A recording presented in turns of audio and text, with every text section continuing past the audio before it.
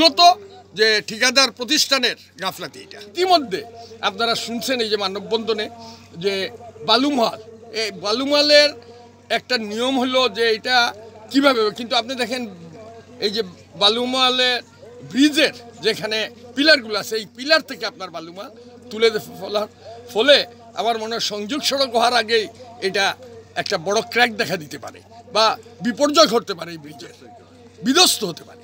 তো এর জন্য এই যে দায়ী বালুমহাল যারা দেন, কেন ওরা বালুমহালের তো নিয়ম আছে আপনার একটা স্থাপনার থেকে কতটুকু দূরে থাকবে, এটা তো জাতীয় সম্পদ, এটা তো 1 কিলোমিটার দূরে থাকার কথা, কিন্তু আপনি এখানে দেখতে পাবেন যে 1 কিলোমিটার তো নেই, একদম পাশে। রাস্তাটা তো আমি আগেই বললাম যে রাস্তাটা না হওয়ার মূল কারণটা হলো ঠিকাদারি প্রতিষ্ঠানের গাফলাতি।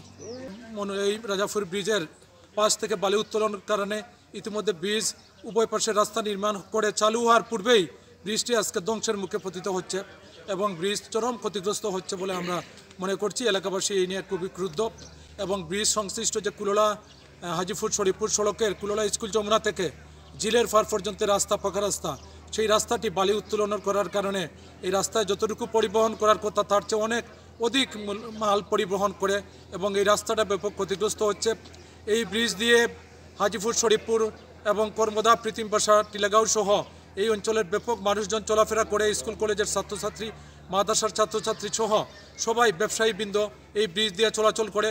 ব্রিজটি পুরাপুরি কাজ সংযোগ রাস্তা নির্মাণ করে উদ্বোধন হওয়ার আগেই ব্রিজটির নিচ থেকে যেখানে পিলার স্থাপন করে পাইলিং করে ব্রিজ করা হয়েছিল সেই পাইলিংয়ের ফাটল ধরেছে বা আজকে পাইলিংয়ের নিচ থেকে মাটি সরে গিয়েছে যে বালু উত্তোলন করার কারণে। আজকে অবৈধভাবে যে বালি উত্তোলন করা, সেই বালি উত্তোলন করা বন্ধ করার জন্য আমরা আজকে মানববন্ধন করেছি এবং সংযোগ যে রাস্তাটি আজকে বন্ধ হচ্ছে, পরিবেশের মারাত্মক ক্ষতি হচ্ছে।